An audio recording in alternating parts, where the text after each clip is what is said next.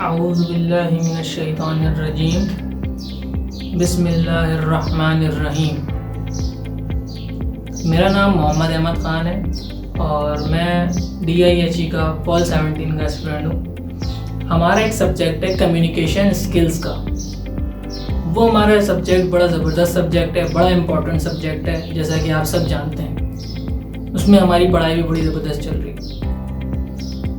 कल हमने एक 30 MCQs का मिड टर्म एग्ज़ाम दिया था, जो तकरीबन तमाम स्टूडेंट्स ने अब तक अटैम्प्ट कर लिया है। और ग्रुप में मैं ये देख रहा हूँ कि बहुत सारे स्टूडेंट्स ऐसे हैं जो परेशान हैं कि क्या रिज़ल्ट है। वो बार बार इस चीज़ का भी मुतालबा कर रहे हैं कि हमसे मार्क्स शेयर किए जाएँ। तो मैं ये वीडियो उनके लिए बना रहा हूँ और मैं उनसे कहना चाहता हूँ कि आप ये वीडियो देखेंगे तो इंशाल्लाह ताला आपको आपका रिज़ल्ट बिल्कुल क्लियर हो जाएगा। और जब ये वीडियो एंड होगी तो आपका रिज़ल्ट आपको पता लग जाएगा। तो इस वीडियो में मैं आपको बताऊंगा कल का एग्ज़ाम था, उस एग्ज़ाम में क्या क्या सवाल थे और उनका सही जवाब क्या था। इसी के साथ साथ सही जवाब के साथ साथ मैं उसके अंदर थोड़ी बहुत आपको उसकी एक्सप्लेनेशन भी दूंगा, ताकि जिन लोगों ने अपना जवाब गलत कर दिया है वो उसको सुने और वो उससे कुछ सीखें। एक एक करके मैं आगे बढ़ता जाऊंगा और आप लोगों को जवाब भी बताता जाऊंगा एंड देन आप लोगों को उसके लिए एक्सप्लेनेशन भी देता जाऊंगा। आप लोग आपने जो फाइल्स अपलोड करी हैं LMS के ऊपर, वो अपनी साथ खोल के बैठें और जो मैं आंसर आपको बताता जा रहा हूँ उससे अपने आंसर टैली करते रहें।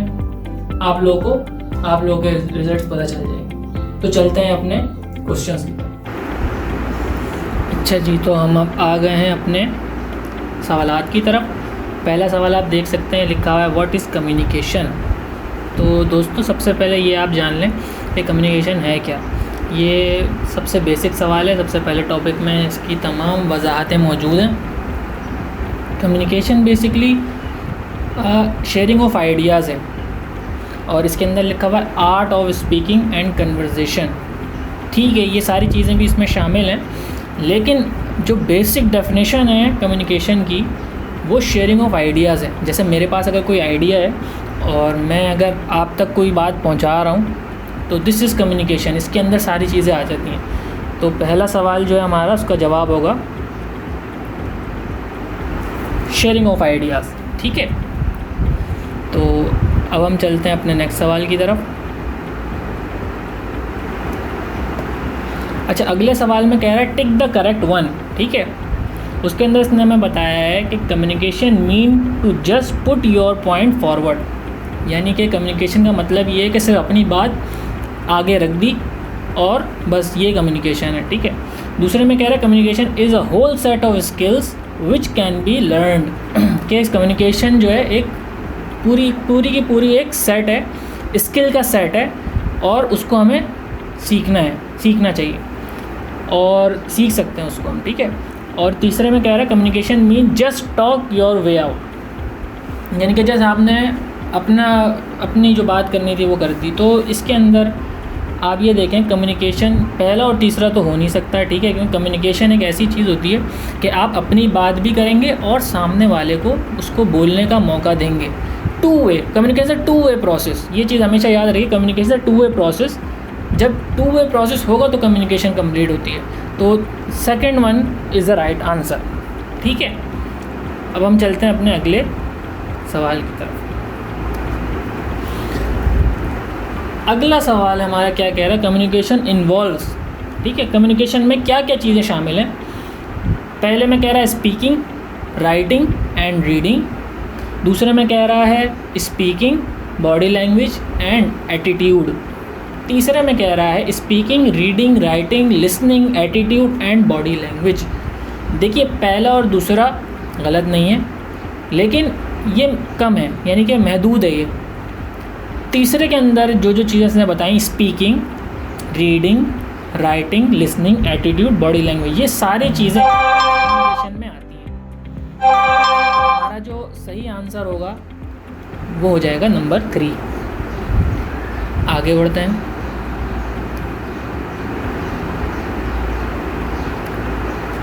अगला हमारा सवाल है what do you think soft skill are. कि सॉफ्ट स्किल क्या होती है।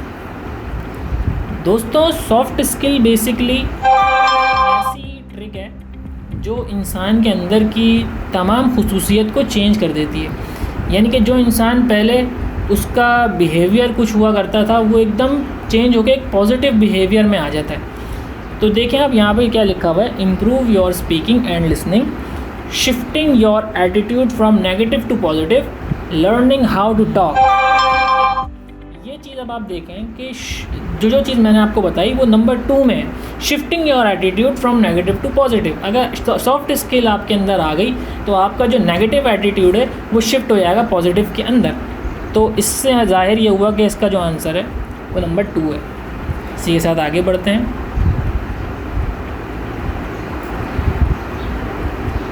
अब आ जाते हैं नंबर 5 की तरफ। अब नंबर 5 में आप ये देखें कि what do we need to do in order to improve our skills.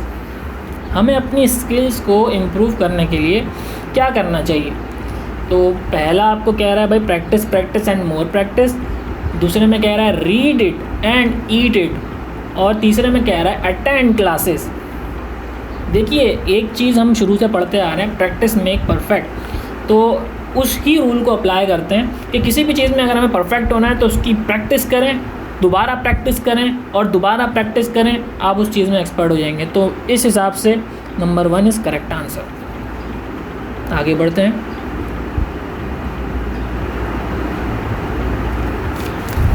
अच्छा, छठे में कह रहा है टिक द इनकरेक्ट वन, कि इन 3 में से जो गलत है उसको हाईलाइट कर दें।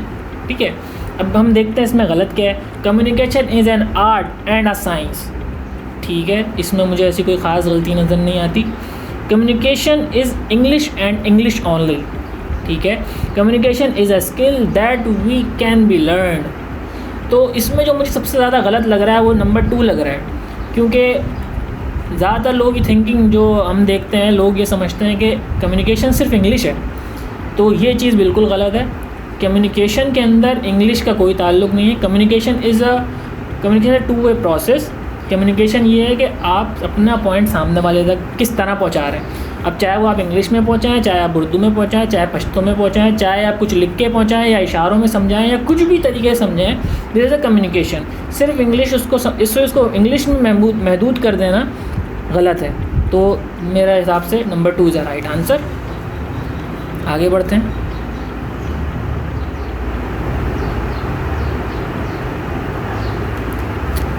सातवें में कह रहा है इफ़ेक्टिव कम्युनिकेशन मीन्स, कि इफ़ेक्टिव कम्युनिकेशन क्या है। इफ़ेक्टिव कम्युनिकेशन में इसने 3 ऑप्शन दिए हुए, the purpose of communication being achieve, second में कह रहा है द आर्ट ऑफ स्पीकिंग, तीसरे में कह रहा है द मैसेज गेटिंग ट्रांसफर्ड। तो जो इफ़ेक्टिव कम्युनिकेशन होती है वो आपका एक बैच होता है, एक लोगो होता है आपका, कि आप जो प्रेजेंटेशन कर रहे हैं सामने वाले तक आप जो बताना चाह रहे हैं वो सामने वाला जो सुन रहा है वो सही तरीके से समझ रहा है या नहीं समझ रहा। इसे इफ़ेक्टिव कम्युनिकेशन कहा जाता है।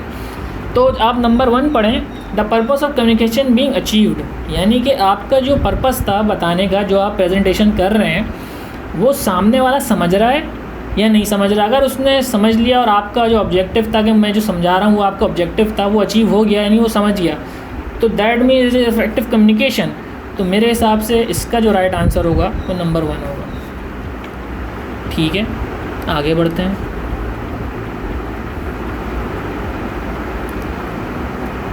नंबर 8 पे आ जाते हैं जी। नंबर 8 पे कह रहा है the characteristic of effective communication involve.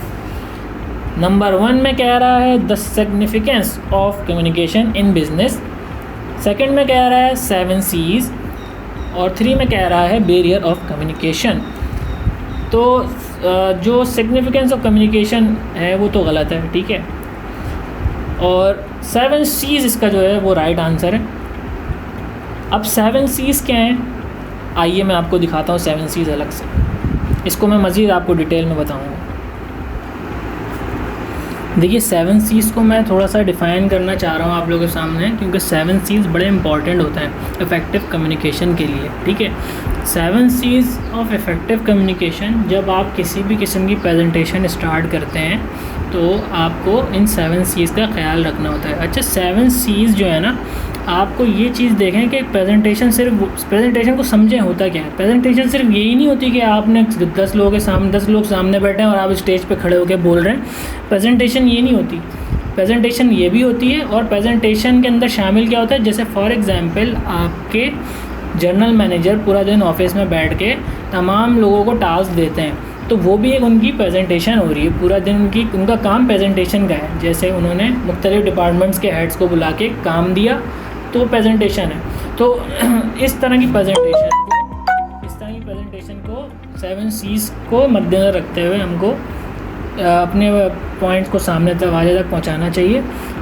अब 7 C's के अंदर आप देखें, सबसे पहले करेक्ट, यानी कि आपने जो अपना पॉइंट जो आप सामने वाले तक पहुंचा रहे हैं वो बिल्कुल दुरुस्त होना चाहिए, उसमें कोई गलती नहीं होनी चाहिए। कंप्लीट, यानी कि उसको कंप्लीट होना चाहिए, अधूरा नहीं होना चाहिए। कॉन्क्रीट, यानी कि ठोस होना चाहिए, यानी कि उसके अंदर इतनी पावर मौजूद हो कि उसके ऊपर कोई चैलेंज ना कर सके, आपने उसके ऊपर इतनी वर्किंग की हुई हो कि वो कॉन्क्रीट हो जाए, ठीक है। कंसाइज होना चाहिए, यानी कि बहुत सारी चीज़ों, यानी कि स्टोरीज़ नहीं होनी चाहिए, टू द पॉइंट आप उनको बताएं। और सामने वाले को कहानियाँ बताने के बजाय आपने जस्ट पॉइंट बता दिए और वो उससे समझ गया कि वो आप क्या चाह रहे हैं। इसी कंसाइज होना चाहिए, इसको कहते हैं। कंसिडरेशन, यानी कि आपने जब उसको बनाया हो तो कंसिडरेशन के साथ बनाया हो, यानी गौर व फिक्र के साथ। ऐसा ना हो कि बस इधर उधर की, यानी कि काम के साथ साथ इतनी ज़्यादा बेफिक्री से बना दिया तो उसमें गलती होने की गुंजाइश होती है। कॉर्शियस का मतलब ये होता है शाइस्ता होना, जिसको हम आम तौर पर पोलाइट कहते हैं। क्योंकि हम किसी तक अगर किसी आदमी तक अपना कोई मैसेज पहुंचाते हैं और हम गुस्से से पहुंचाएंगे तो उससे ये हो सकता है कि उसको बुरा लगे और वो काम इतने अच्छे तरीके से ना करे। और अगर हम उसको पोलाइट वे में अपनी चीज़ समझाएंगे तो वो अपने तौर पे पूरी एफ़र्ट करेगा उसको कंप्लीट करने में। क्लियर में ये होता है कि वाज़े होना, कि आपने जो मैसेज उसको पहुँचाया बिल्कुल वाज़े तौर पे उस तक पहुँच गया है। ये है बेसिकली 7 C's जिसको हमने मद्देनज़र रखना होता है। ठीक है जी, अब हम आ जाते हैं अपने 9वें सवाल के ऊपर। अब 9वें सवाल में हमें क्या कह रहा है, the 3 things involved in effective communication are, वो कौन सी 3 चीज़ें हैं जो इफ़ेक्टिव कम्युनिकेशन में इन्वॉल्व होती हैं। ठीक है, नंबर 1 कह रहा है sender, receiver and message. Number 2 में कह रहा है सेंडर एंड मैसेज। और नंबर 3 में कह रहा है रिसीवर एंड मैसेज। तो देखिए, ये 2 सेकंड और थर्ड तो बिल्कुल इम्प्रॉपर लग रहे हैं मुझे, क्योंकि सेंडर और मैसेज, सिर्फ सेंडर और मैसेज होगा तो कुछ नहीं हो सकेगा, और सिर्फ रिसीवर होगा और मैसेज होगा तो कुछ नहीं हो सकेगा। ये 3 चीज़ें होंगी तो मिलके ये काम बनेगा हमारा इफेक्टिव कम्युनिकेशन का, जिसमें सेंडर, रिसीवर और मैसेज, ये 3 चीज़ें शामिल होती हैं। और अगर इसको दूसरे पॉइंट ऑफ व्यू से मैं आपको बताऊं तो आप इस MCQs में देख सकते हैं चीज़ें सिर्फ पहले वाली में ही बताई गई हैं, बाकी दोनों MCQs में 2 चीज़ें बताई गई। तो आप तो इसको अगर बिल्कुल एक बार गौर से, अगर आपको ना भी पता हो उसके बारे में, तो आप सिर्फ इसके आंसर को गौर से पढ़ेंगे तो आपको इसका जवाब पता चल जाएगा कि ये number 1 is the right answer. आ जाते हैं हमने 10वें सवाल की तरफ। 10वें सवाल में हमसे कह रहा है कि बैरियर टू कम्युनिकेशन इन्वॉल्व, कि कम्युनिकेशन के बैरियर क्या क्या हैं, यानी कि रुकावटें क्या क्या हैं कम्युनिकेशन के अंदर। कम्युनिकेशन के अंदर लैंग्वेज रुकावट है, नंबर 1 पे लैंग्वेज लिखा हुआ है, नंबर 2 पे फिजिकल बैरियर लिखा हुआ है, नंबर 3 पे डेमोग्राफिक लिखा हुआ है, और नंबर 4 पे ऑल ऑफ देम लिखा हुआ है।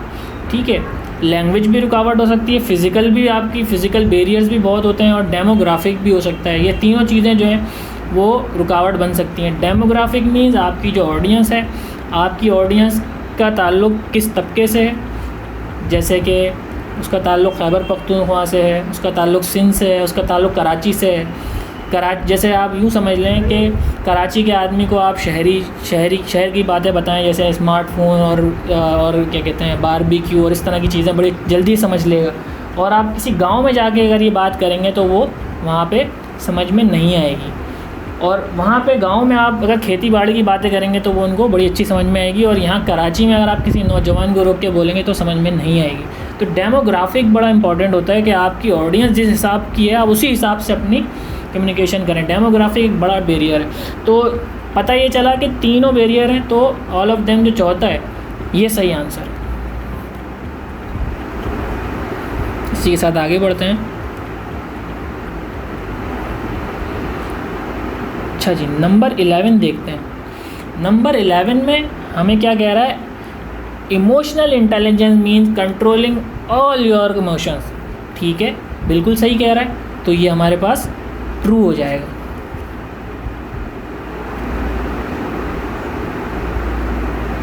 नंबर 12 पे आ जाते हैं। Employee satisfaction is not very important, कि एम्प्लॉय जो आपके पास काम करते हैं उनकी सेटिस्फेक्शन की कोई ज़रूरत नहीं है। ये बिल्कुल गलत बात करी है इसने, तो इसको फॉल्स कर देंगे। एम्प्लॉय सेटिस्फेक्शन बड़ी ज़रूरी होती है किसी भी हवाले से, किसी भी कंपनी में। Information overloaded is a barrier to communication. देखिए, ये सवाल थोड़ा सा ट्रिकी सवाल है, इसको इस तरह समझने की ज़रूरत है। आप ये सोच रहे होंगे कि इन्फॉर्मेशन जिसके पास ओवरलोडेड इन्फॉर्मेशन है वो तो बड़ा अच्छा बता सकता है किसी भी हवाले से, क्योंकि उसके पास तो ज़रूरत से ज़्यादा मालूमात है। तो कहने का मकसद ये है कि अगर ज़रूरत से ज़्यादा मालूमात होती है किसी के पास, तो वो एक बैरियर बन जाती है। फॉर एग्ज़ाम्पल, मेरे पास अगर किसी टॉपिक से रिलेटेड ज़्यादा मालूमात है, यानी कि मैंने उसके बारे में बहुत कुछ पढ़ा हुआ है और मेरे सामने स्टूडेंट्स आके बैठे हैं बहुत सारे, तो मैं उनको इतनी बातें बता दूंगा कि सामने वाला समझ ही नहीं सकेगा। और क्योंकि वो तो पहली बार सुन रहा है और वो इतनी बातें सुन के वो बोलेगा यार ये तो मुझे कुछ समझ ही नहीं आ रहा, उसके सर से गुजर जाएगी सारी बात। तो आपने इन्फॉर्मेशन इतनी बैलेंस रख के बतानी होती है कि आप उसको भी समझे, सामने वाला कैसे समझ रहा है आपको, और उसके हिसाब से थोड़ा थोड़ा करके मिसालें दे के उसको उस तक ये बात पहुंचाएं, तो वो ज़्यादा बेहतर समझ सकेगा। अगर आपके पास नॉलेज इतनी ज़्यादा है और आप उसको एकदम सामने लाके जो है सामने वाले को दे देंगे, तो सामने वाला क्योंकि वो पहली बार सुन रहा है वो उसके सर के ऊपर से गुजर जाएगी। तो इसका जो आंसर होगा वो ट्रू होगा, क्योंकि अगर इन्फॉर्मेशन ओवरलोडेड है तो वो कम्युनिकेशन का बहुत बड़ा बैरियर होती है। Number 14, the courtesy level of communicator is not that important. courtesy level जो होता है वो हमने अभी 7 C's में भी पढ़ा है, जैसा कि आपको पता है, वो बड़ा ज़रूरी होता है। आपको ये चीज़ देखनी होती है कि सामने वाला कितना, यानी कि आप सामने वाले को लाजमी रिस्पेक्ट दें, ये आपका courtesy लेवल होता है। ऐसा ना हो कि आप जो है उसके सवाल पे एकदम गुस्से में आ जाएं और आपने जो है उसको ऐसी कोई बात कर दी कि जो पूरे महफिल को ख़राब कर दिया। तो courtesy लेवल बड़ा ज़रूरी है। तो इसमें लिखा हुआ है courtesy लेवल नॉट इम्पॉर्टेंट, तो ये फॉल्स है यकीनन। आगे बढ़ते हैं, नंबर 15 पे आ जाते हैं। Your observation skills need to be sharp while giving presentation. कह रहा है कि ऑब्जर्वेशन स्किल बहुत ज़्यादा शार्प चाहिए प्रेजेंटेशन देते वक्त। तो यकीनन बिल्कुल सही कह रहा है, क्योंकि अगर आपकी ऑब्जर्वेशन स्किल अच्छी नहीं है तो आपको नहीं पता चल सकेगा कि आपकी जो ऑडियंस है वो आपकी बात समझ पा रही है या नहीं समझ पा रही है। आप बस आंख बंद करके आएँ बाएँ शाएँ बोल के निकल जाएंगे और आपकी प्रेजेंटेशन का जो मकसद है वो अचीव नहीं हो सकेगा, यानी इफ़ेक्टिव कम्युनिकेशन नहीं हो सकेगी। तो आप ऑब्ज़र्व करें कि आपकी ऑडियंस कैसा बिहेव कर रही है आपकी प्रेजेंटेशन के दौरान, तो ज़रूरी है ये बड़ा, तो ट्रू हो जाएगा।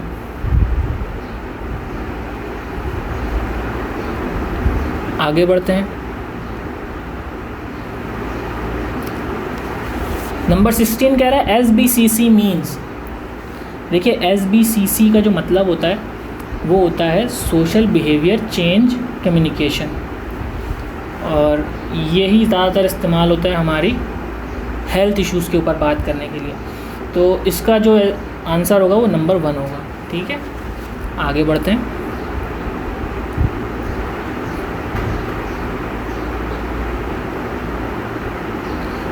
अब आपको नंबर 17 पे आ जाते हैं। नंबर 17 में हमसे कह रहा है ऑडियंस एनालिसिस मीन्स, यानी ऑडियंस एनालिसिस का क्या मतलब है। ऑडियंस एनालिसिस का मतलब ये होता है कि आप अपनी जो स्पीच है उसको उस हिसाब से चलें कि सामने वाली ऑडियंस कैसी है। अगर आप अपने सामने वाली ऑडियंस के हिसाब से अपनी स्पीच को अडॉप्ट नहीं करेंगे तो आपकी इफ़ेक्टिव कम्युनिकेशन कभी हो ही नहीं सकती। तो इस बात को हमेशा याद रखिएगा। तो उस हिसाब से जो मुझे लगता है सबसे पहला जो है वो बिल्कुल सही आंसर है, यानी कि identify audience and adopting the speech accordingly, that is a good, this is a right answer. ठीक है, आगे बढ़ते हैं।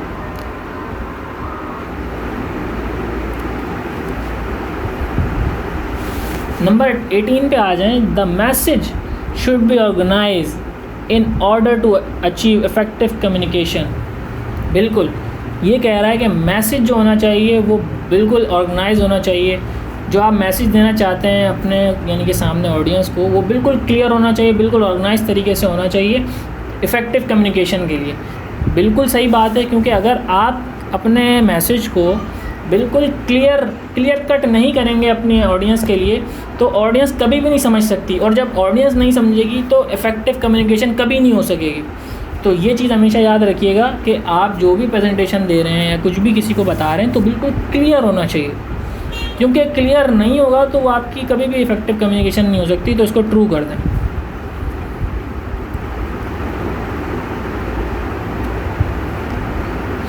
नंबर 19 पे आ जाते हैं भाई। नंबर 19 कह रहा है the expectation of the audience are not that important.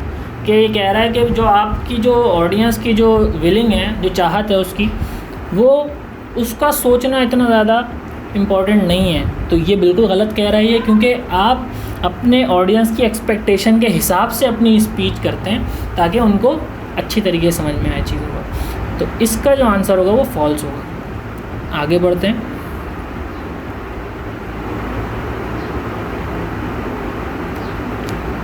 It help as a communicator if the audience know about the topic। ये कह रहा है कि कम्युनिकेटर जो है, यानी कि जो बंदा ऑडियंस के सामने प्रेजेंट कर रहा है कोई अपना टॉपिक, उसके लिए बड़ा आसान होगा जब जो टॉपिक वो बता रहा है उसके बारे में ऑडियंस को नॉलेज हो। तो ये बिल्कुल सही बात है, बिल्कुल सही कह रही है, क्योंकि अगर जो टॉपिक हम किसी के सामने, किसी ऑडियंस के सामने प्रेजेंट कर रहे हैं, अगर वो ऑडियंस को पहले से ही उसके बारे में नो हाउ है, तो आप जस्ट बुलेट पॉइंट भी बोलेंगे तो वो सामने वाली ऑडियंस उसको फ़ौरन पिक करेगी। तो उसके लिए आपको इफेक्टिव कम्युनिकेशन का जो आपका टारगेट होगा बड़ी आराम से अचीव हो जाएगा। तो ये बिल्कुल सही कह रहा है, इसको ट्रू कर देंगे।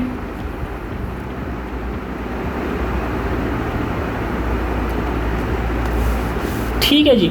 Number 21, we analyse our audience based on, यानी कि हम अपनी ऑडियंस को एनालाइज करते हैं किस बेस पे। पहला कह रहा है attitude, demographic and environment analysis. दूसरा कह रहा है what they like to wear, और थर्ड कह रहा है व्हाट कार दे ड्राइव। ठीक है, अब नंबर 2 और नंबर 3 आप इसको पढ़ेंगे तो एकदम इम्प्रॉपर लगेंगे, इम्प्रोप्रिएट लगेंगे। आपको बोलेंगे ये आपको लगेगा ऐसा कि ये कुछ यानी कि गलत है। ये आपकी अकल ही तस्लीम नहीं करेगी, क्योंकि पहनने ओढ़ने से कोई ताल्लुक़ नहीं है और ना ही कार से कोई ताल्लुक़ है। इसका ताल्लुक़ है attitude, demographic and environmental analysis. तो आपका पहला जो है वो बिल्कुल सही है। आगे बढ़ते हैं। अब आ जाते हैं नंबर 22 की तरफ। नंबर 22 में क्या कह रहा है, when gathering information it is important to keep in mind, कि जब भी आप कोई इन्फॉर्मेशन गैदर कर रहे होते हैं तो हमेशा अपने माइंड में क्या चीज़ रखनी चाहिए।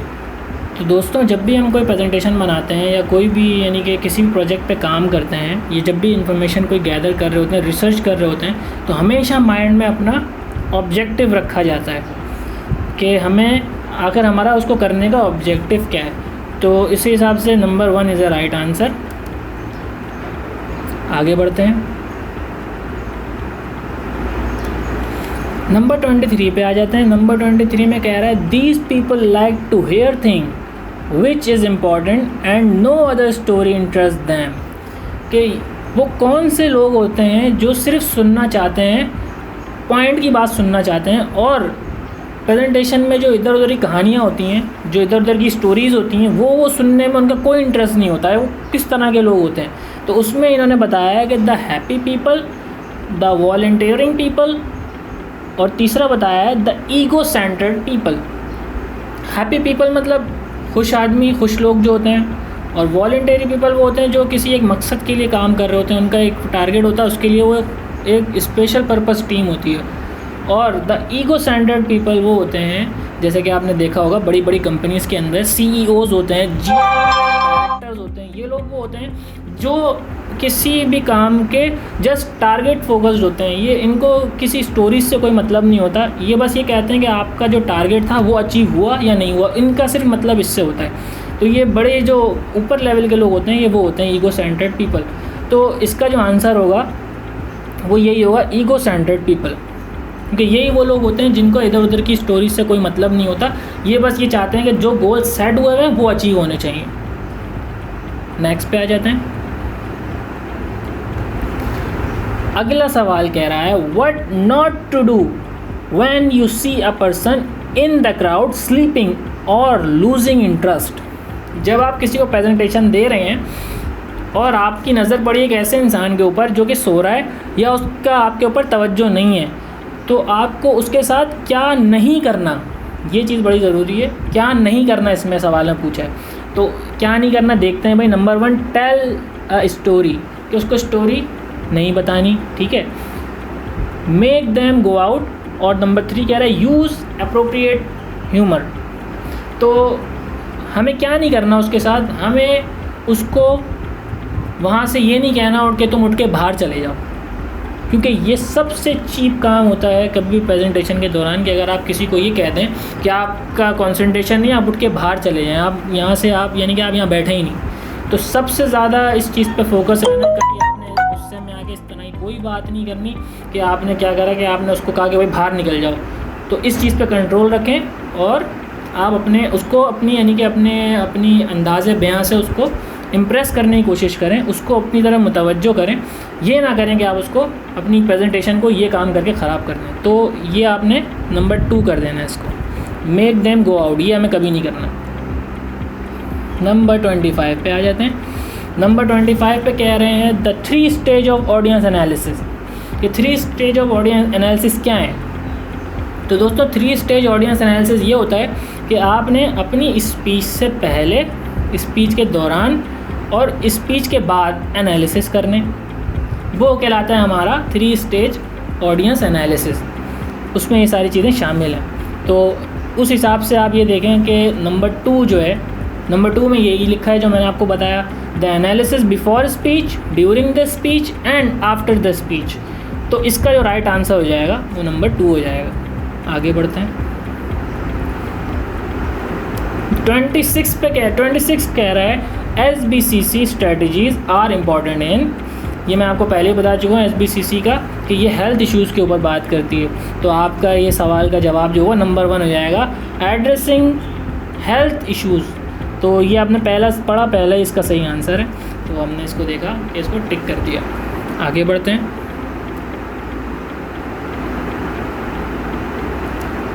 An audience analysis should be conducted, यानी कि आपने ऑडियंस एनालिसिस कब करना है, इसके ऑप्शन पढ़ लेते हैं। In the end, in the beginning, in the middle.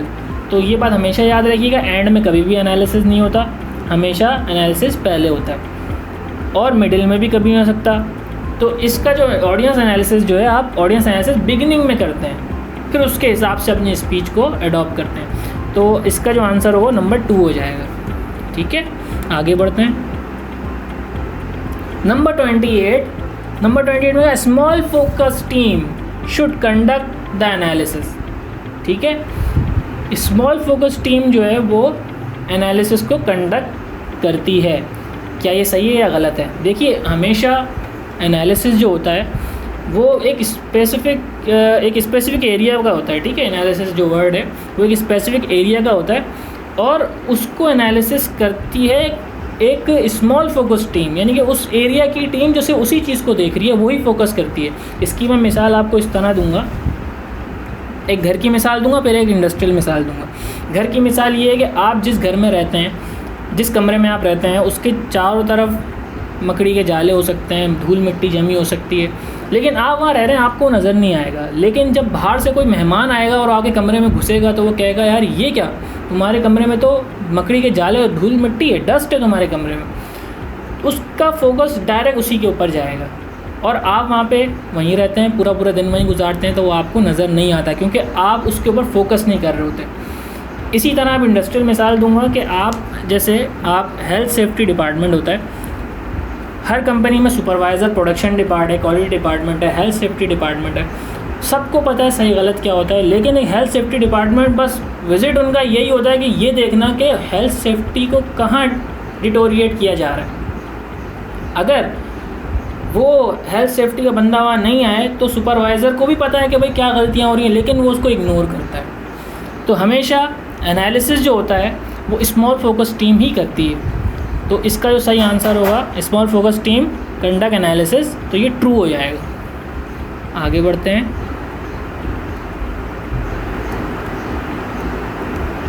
Number 29, it is not important to know the barrier and facilitator that encourage और prevent the priority of audience. कि इसकी कोई ज़रूरत नहीं है कि बैरियर और फैसिलिटेटर को जानने के हवाले से और ऑडियंस की प्रायोरिटी के हवाले से। तो ये बिल्कुल गलत कह रहा है, इसको फॉल्स कर देंगे। और number 30, focusing on soft skill will make you a better person, a person everyone want to hang out with. कि आपको सॉफ्ट स्किल आपको बेहतर इंसान बना देती है और हर बंदा आपके सामने हैंग आउट करता है। तो ये बिल्कुल सही कह रहा है। तो ये नाजरीन हमने पूरे 30 के 30 MCQs को रिजॉल्व कर लिया यहाँ पे। तो दोस्तों ये था हमारा कल का MCQs और उसकी तमाम एक्सप्लेनेशन मैंने आपके साथ शेयर की और बड़ी डिटेल में आप लोगों को समझाने की कोशिश की। उम्मीद करता हूँ जो चीज़ मैं आप लोगों को समझाना चाहता था आप लोगों को समझ में आई होगी और आप लोगों को आपके रिजल्ट भी पता चल गए होंगे। इसी के साथ मैं आपको ये बताना चाहूँगा कि आपके रिजल्ट की लिस्ट भी आपके ग्रुप में शेयर कर दी जाएगी। लेकिन आप इस वीडियो की मदद से अपने मार्क्स जान सकते हैं, क्योंकि इस वीडियो में आपको सही आंसर पता चल चुके हैं और आपके पास वो फाइल भी मौजूद है जो आपने अपलोड करी है। लेकिन इसी के साथ साथ मैं आपको ये बता दूं कि वो जो आप मार्क्स जो आपको चाहिए वो मार्क्स भी आपके ग्रुप में आ जाएंगे इंशाल्लाह ताला। तो मैं उम्मीद करता हूं कि आपको मेरी ये वीडियो पसंद आई होगी और अगर आप लोगों के कुछ सवालात हैं इस वीडियो से रिलेटेड तो आप मुझसे रब्ता भी कर सकते हैं। मेरा नंबर आप लोगों के पास मौजूद है और आप ग्रुप में भी अगर मैसेज करेंगे मेरे नाम से तो मैं आपको उसमें रिस्पॉन्स दूंगा। तो इसी के साथ अपनी वीडियो का अख्तिताम करते हैं। अल्लाह हाफ़िज़।